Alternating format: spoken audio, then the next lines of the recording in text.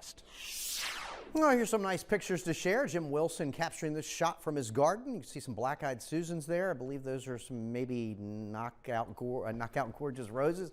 But anyway, certainly a pretty shot. How about this? 3 nice young bucks with their antlers. You know, this month, back 3 weeks ago, it was the July full moon, which also is known as the buck moon, because this time of year, that's when the deer grow their antlers and they've got that velvety appearance. So a pretty great shot there by Tanya Brooks. 87 is the current number at the airport, made it up to 88 this afternoon. Dew points in the upper 60s, so it feels pretty close to 90 degrees. Currently in the Shenandoah Valley, 84, a little bit more cloud cover. 68 is the dew point, so it feels like it's in the upper 80s at this hour. We currently see 86 in Orange, 83 in Palmyra, 83 in Livingston, 82 in Waynesboro, and 84 currently in Stanton.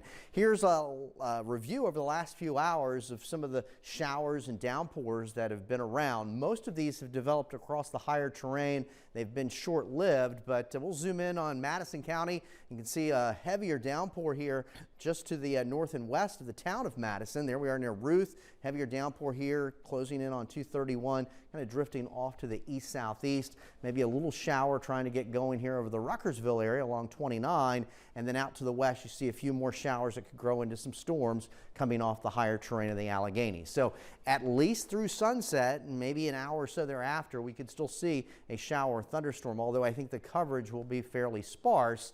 And then tomorrow we'll have another opportunity for more showers and storms. Temperatures here overnight, generally in the mid to upper 60s, and there'll be some patchy fog. It'll certainly be muggy.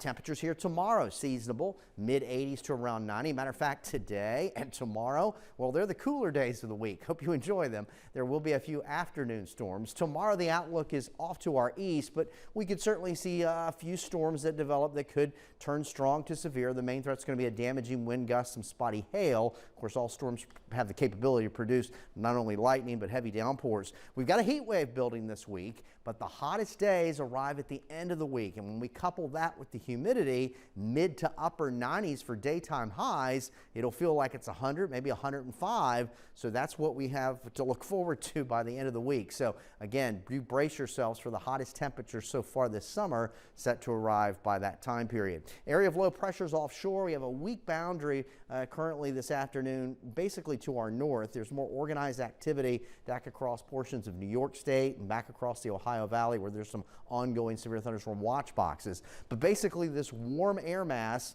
will turn more humid and it will get hot quickly. By the end of the week, the extension of the Bermuda High begins to build westbound, and that ridge will pump up the heat and the humidity, taking us from Thursday, Friday, and into the start of the weekend. So this particular model shows some activity here this evening, and then that kind of fades away, and then temperatures tomorrow start in the 60s, and then by afternoon, there's our round of storms. A couple of those could turn strong to severe. Then that activity winds down. Wednesday, drier day in terms of storms, but we heat up into the low 90s. So we'll still hold on to that storm chance. Otherwise, mostly clear. Temperatures in the 60s, warm and muggy. There's a look at the heat that we'll deal with this week, but a lot hotter as we move into the end of the week. Thursday, Friday, and Saturday, mid to upper 90s with those heat indices. Real feel temperatures easily between 100 and 105. So brace yourselves. Hottest temperatures yet this week. All right, Eric, thank you. And a check